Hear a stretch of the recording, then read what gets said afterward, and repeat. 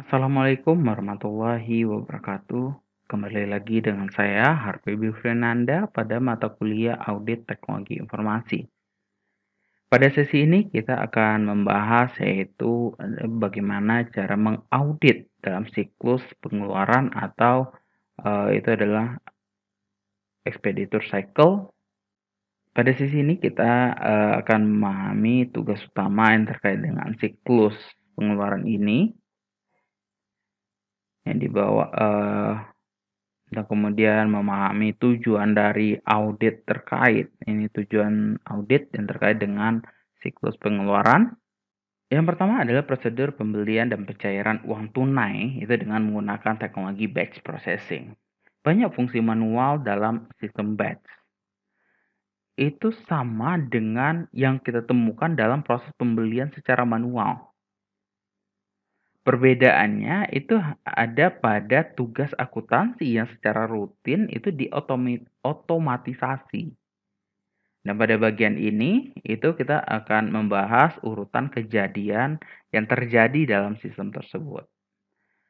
Dan langkah pertama itu pada Departemen Pemrosesan Data. Proses pembelian ini dimulai di Departemen Pemrosesan Data, di mana fungsi kontrol inventaris ini dilakukan.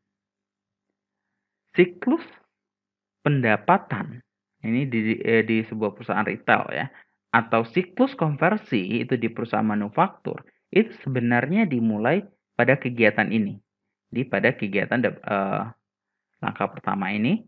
Dan ketika persediaan ini dikurangi oleh penjualan ke pelanggan atau menggunakan dalam produksi, sistem menentukan apakah item yang terpengaruh dalam file anak perusahaan dalam persediaan itu telah jatuh ke titik pemesanan ulang mereka atau pemesanan kembali. Jika seandainya iya, itu ada, maka record ini dibuat di dalam file dalam daftar permintaan yang terbuka ya, dengan statusnya open gitu ya. Ya, setiap record di dalam file dalam daftar permintaan atau quotation-nya itu masih berstatus open, itu menetapkan item persediaan yang terpisah. Ini harus di pesan ulang, dan record tersebut itu akan berisi nomor item inventaris, deskripsi itemnya, kemudian jumlah yang dipesan, kemudian harga unit standar, itu harga standarnya, dan nomor vendor dari pemasok utama. Informasi yang diperlukan untuk membuat record dalam daftar quotation atau permintaan yang dipilih tadi itu dari record perusahaan inventaris, dan persediaan record ini kemudian ditandai dengan on order. Jadi statusnya sudah status order. Jadi sudah pemesanan kalau seandainya itu sudah disetujui. Untuk mencegah item ini, setiap item dari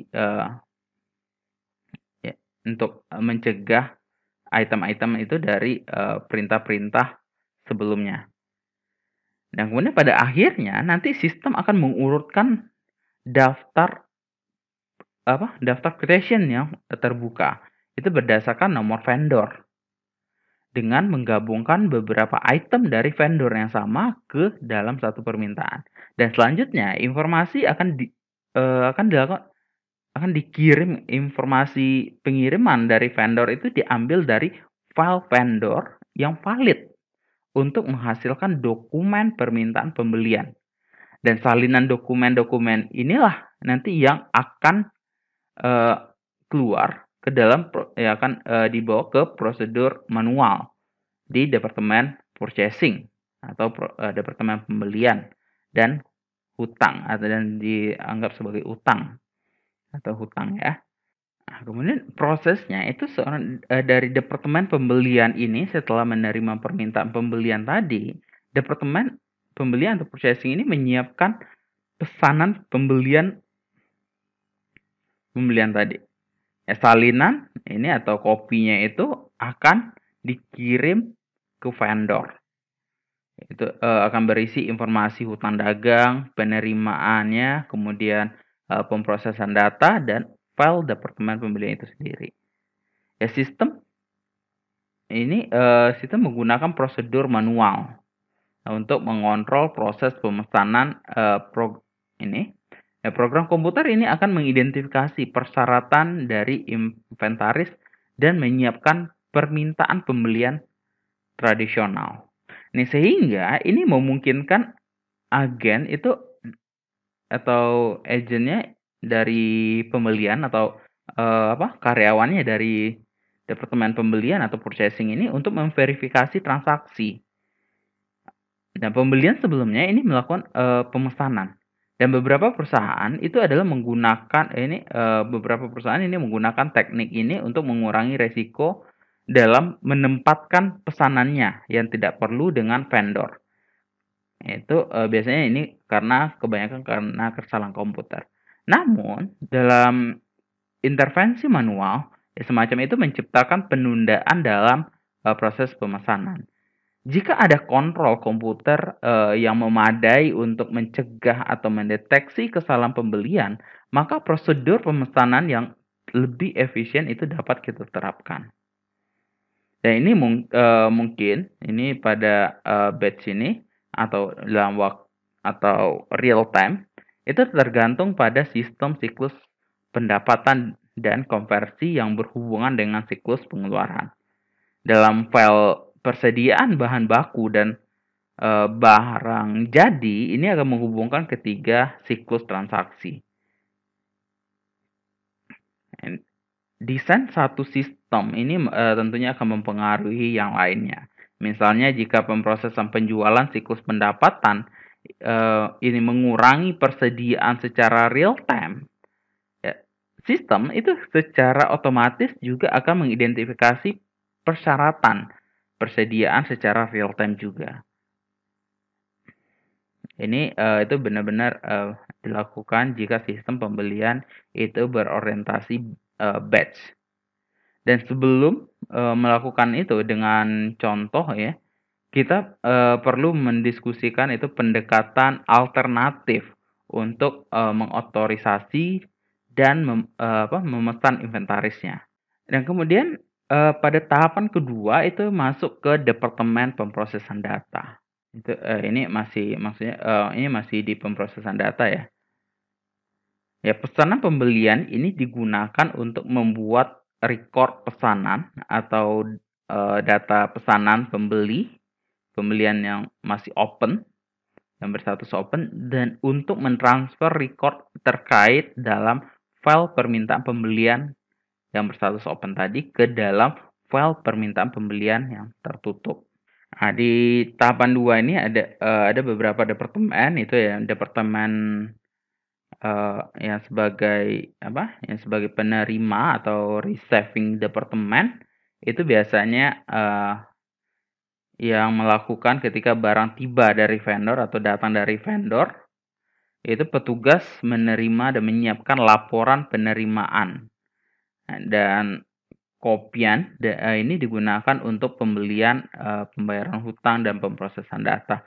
Nah, berikutnya adalah, tahapan ketiganya, itu langkah ketiga, itu departemen pemrosesan data ini menjalankan pekerjaan batch yang memperbarui dari, sub-inventory-nya, itu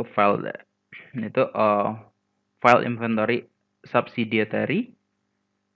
Ini inventaris itu dari laporan yang diterima dan,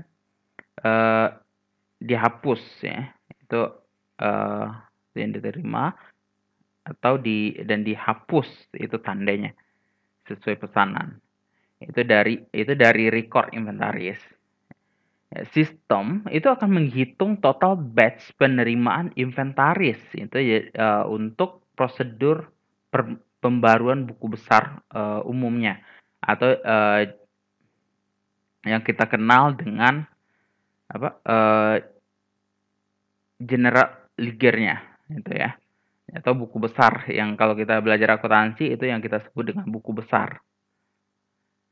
Itu, kemudian ini akan, menutup record terkait dalam proses pemesanan pembelian tersebut, pesanan pembelian tersebut yang masih open. Jadi kalau masih open, jadi kita tutup di sini dan kemudian ke file pesanan pembelian. Nah, di sini akan ada akun hutang. Itu ketika hutang petugas menerima pasok akan menerima faktur dari supplier. Ini akan melakukan negosiasi dengan menggunakan dokumen sebelumnya. Ini ditempatkan di rekening hutang yang tertunda. Nah, petugas itu kemudian akan mempersiapkan voucher. Voucher biasanya ini akan dalam bentuk voucher yang masih berstatus open juga. Ini mengirim kopian voucher tersebut untuk pengolahan data. Nah, selanjutnya program batch itu akan memvalidasi record voucher itu terhadap file vendor yang valid dan menambahkannya ke register voucher. Untuk membuka file ini itu menyiapkan total batch yang akan diposting ke akun kontrol piutang dalam buku besarnya. Untuk pencairan tunai itu dalam Departemen Pemrosesan Data ini itu setiap hari dilakukan. Itu sistem memindai tanggal itu untuk di file tanggal jatuh tempo dari daftar voucher untuk mendapatkan barang yang jatuh tempo. Dan kemudian voucher itu dicetak untuk barang tersebut, dan setiap voucher itu dicatat itu dalam daftar periksa, itu dalam daftar ceknya dan jurnal pencairan kasnya. Itu ada nomor cek dicatat dalam register voucher untuk menutup voucher yang dan mentransfer item ke dalam file AP-nya, AP yang tertutup atau hutangnya. Nah, ini cek ini bersamaan dengan daftar transaksi ini dikirim ke Departemen Pengeluaran Kas. Dan akhirnya total batch dari hutang akun yang tertutup dan pengeluaran tunai itu disiapkan untuk prosedur pembaruan buku besar. Dan pada akhirnya itu total batch ini dari akun terbuka itu tidak dibayar. Maksudnya akun yang masih terbuka atau tidak dibayar dan tertutup itu yang sudah dibayar. Jadi kalau seandainya masih ada tagihan itu belum ditutup. Itu kita harus bayar yang belum dibayar. Dan itu akan meningkatkan persediaan. Dan pencairan kas itu diposting ke kontrol hutang dan kontrol inventaris dan akun tunai dalam buku besarnya. Dan total hutang dalam pembayaran kas itu ditutup harus seimbang. Jadi yang dibuka dan ditutup itu harus seimbang. Dan petugas pencairan kas itu harus mengkonsolidasi atau konsiliasi ya.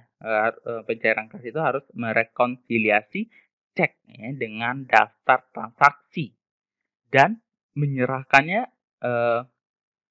ke bagian yang dapat dinegosiasikan dari voucher kepada manajemen untuk ditandatangani.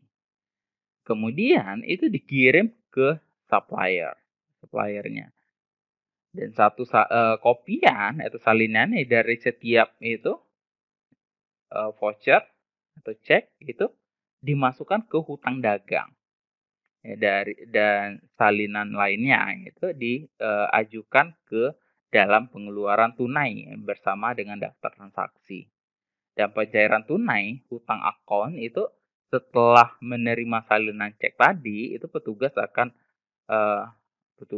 itu akan mencatat atau menyesuaikan akun hutang dengan voucher yang masih terbuka dan mentransfer barang-barang yang tertutup ini ke file voucher yang tertutup. Dan proses siklus pengeluaran diakhiri dengan langkah tersebut. Nah, berikutnya kita masuk ke reengineering payroll system. Jadi, untuk organisasi yang berukuran sedang dan besar, Proses penggajian itu sering terintegrasi dengan sistem manajemen sumber daya manusia. Sistem human resource manajemennya itu menangkap dan memproses berbagai data terkait data-data personal dari maksudnya data personil di perusahaan. Ini termasuk dari tunjangan karyawan, perencanaan sumber daya dan tenaga kerja, hubungan karyawan, keterampilan karyawan, tindakan dari personil, yaitu sebagai tingkat upah, kemudian pengurangan atau potongan dan lainnya. Terus serta juga nanti itu penggajian dalam sistem human resource itu harus mendukung akses secara real time ke file personal individu untuk keperluan investigasi langsung dan mencatat perubahan status karyawan saat terjadi. Dan dan sistem ini itu berbeda dari sistem sistem sederhana yang otomatis sederhana ya, yang dijelaskan ya, maksudnya yang kita jelaskan di contoh-contoh sebelumnya. Ini adalah yang pertama, departemen operasional itu akan mengirimkan transaksi ke pemrosesan data melalui terminal. Dan file itu akan diakses langsung, ini digunakan untuk menyimpan data. Dan berikutnya yang ketiga itu adalah banyak proses pada saat ini dilakukan di waktu yang sebenarnya atau waktu real time. Dan di sini kita akan membahas itu adalah fitur operasi utama dari sistem ini. Dan fitur operasi utama ini itu yang pertama adalah personil, kemudian akuntansi biaya, ketepatan waktu, dan satu lagi itu ada tambahannya di sini terus yang nggak cantumkan itu adalah pengolahan data. Nah ini intinya itu ada ya kita bisa kelompokkan 3 atau 4, itu yang personil, akuntansi biaya, ketepatan waktu, atau kita tambah dengan personil data. Yang pertama untuk di personil itu departemen personalia ini akan membuat perubahan pada file karyawan secara real time melalui terminal. Dan perubahan-perubahan ini itu termasuk penambahan karyawan baru, penghapusan data karyawan atau pemberhentian, ini penghapusan karyawan yang diberhentikan, perubahan tanggungan, itu mungkin karyawan punya anak atau punya istri, atau ada pengurangan, perubahan pemotongan, kemudian perubahan status pekerjaan ya pada tingkat upah. Nah, kemudian itu ada akuntansi biaya, cost accounting. Departemen akuntansi biaya ini memasukkan data biaya pekerjaan dengan waktu secara real time, waktu nyatanya atau harian untuk membuat file penggunaan tenaga kerja. Dan kemudian ketiga itu ada ketepatan waktu. Setelah menerima kartu waktu yang disetujui atau kartu kerja yang disetujui ya dari penyedia pada akhir atau supervisornya itu pada akhir minggu, departemen itu akan mencek atau membuat file kehadiran pada saat itu. Dan keempat itu yang terakhir ada pengolahan data yang tambahannya itu pada akhir periode kerja, tugas-tugas itu ada itu dilakukan dalam proses batch, itu ya batch biaya, kemudian ini batch biaya yang didistribusikan ke berbagai pekerjaan, biaya overhead, kemudian rekening pengeluaran, file ringkasan distribusi tenaga kerja, kemudian daftar penggajian online, dan kemudian file record karyawan yang diperbarui, cek gaji yang telah disiapkan dan ditandatangani. Kemudian terakhir itu adalah proses pada akhir akhir pemrosesan sistem ini akan mengambil file ringkasan distribusi tenaga kerja dan file voucher dalam pengeluaran yang mempengaruhi file dalam buku besar. Nah, itu adalah penjelasan untuk purchase and cash disbursement, batch processing, dan re-engineering the payroll system. Nah, sekian untuk penjelasan dari sesi ini. Nanti akan kita lanjutkan penjelasannya pada video-video berikutnya.